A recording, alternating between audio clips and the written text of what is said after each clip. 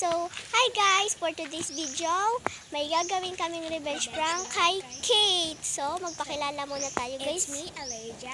And it's me, Eli. Eli na lang guys. Kasi parehas kami pangalan. Parehas kasi kami. Kung siya Elijah. Ako naman Elijah. So, gagawin na lang natin Eli para di kayo malito. So, ganito nga yan guys. May revenge prank kami kay Kate. Wala naman siyang kasalanan, but trip lang. Hindi ito para dumami followers namin, subscribers. Gumagawa lang kami para sa mga nanonood at sumusuporta sa amin. So, ganito nga yan guys. So, mag-start na tayo. Ang revenge prank na naisip namin ay hindi namin papansinin si Kate. So, but walang no reasons yan ha. Asan nga ba si Kate?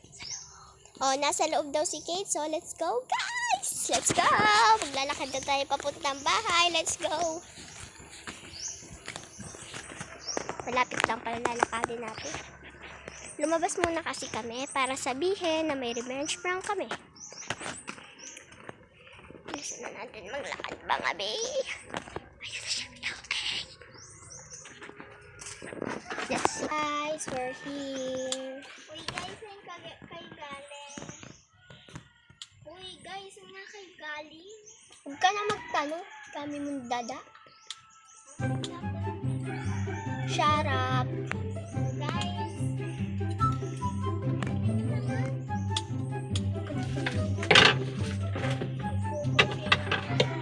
Okay, kung nagko-crochet ka, no care.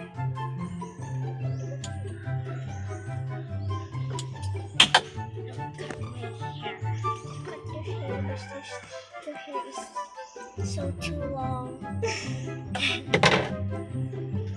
Labas muna tayo guys. Huwag ka lang sumama.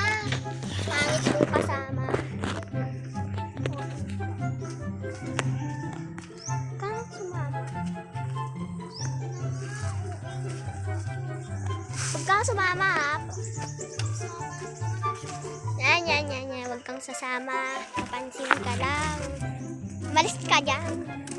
Pansin ka lang kami. So, let's go guys. Papunta kaming labas. Medyo naawa ko kasi sinasagot ko siya.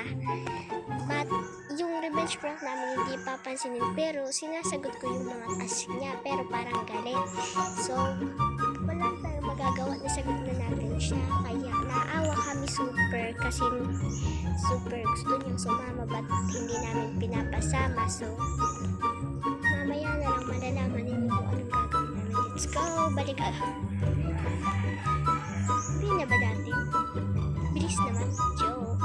Ay, so dito kami sisilipin namin siya kung anong ginagawa niya. So, huwag tayo maingay. Baka marinig niya tayo. Lakas pa naman ang boses ni ate girl. Let's go! Sisilipin na natin siya. Ayun si Aliyah.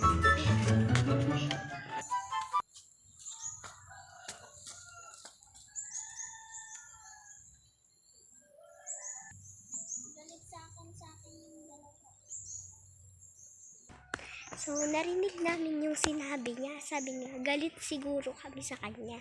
Hindi po ate. So, hindi talaga. Na-realize namin na parang nalulungkot siya. So, ganito na nga lang. Sasabihin na namin it's a prank lang to. So, ganito na lang para makatulong kami sa kanya. Wag na siyang parang di na siya malungkot. Ganito na lang. Ang daming bunga oh. Daming hagis. Charan! So, ang gawin natin, ang daming bunga ng hagis. Ayan po siya. So, kukuha tayo, tapos share natin siya para maalis na yung pagkalungkot niya sa akin. Sa amin. Let's go, guys!